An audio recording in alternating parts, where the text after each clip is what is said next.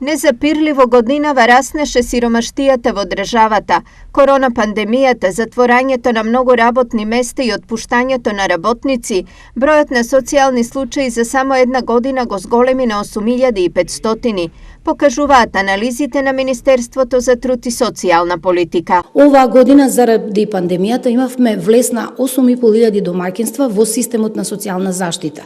Од 27 домаќинства кои беа пред пандемијата минатата година до крајот на годината дополнителни 8500 семејства влегоа во системот, така да во моментот имаме 35500 семејства кои што користат гарантирана минимална помош. Моменталните случувања и кризата која се уште го тресе стопанството, состојбата од социјален аспект наредната година дополнително ќе ја влоши. Проекциите на Министерството за труд и социјална политика, имајќи го во предвид фактот дека пандемијата се уште не е завршена, се дека следната година во системот би влегле дополнителни 5500 семејства.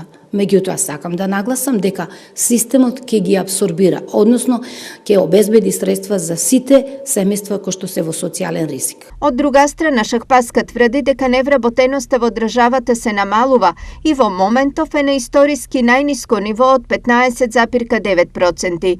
Како оваа контрадикција ја толкуваат економистите? Е битно каква методологија се користи од аспект на пресметката на тој праг на сиромаштија. Тоа е поврзано во овие две категории, како фактори имаат влијание и можно е да настане на таква, би рекол јас, контрадикторна промена во овие две категории.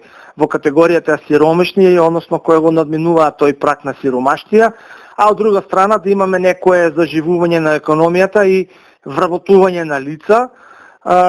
Се разбира, сега пак зависи колку ви се примањата и какви профили на лица се вработуваат. Претпоставувам дека тука тоа се луѓето кои што имаат минимални доходи,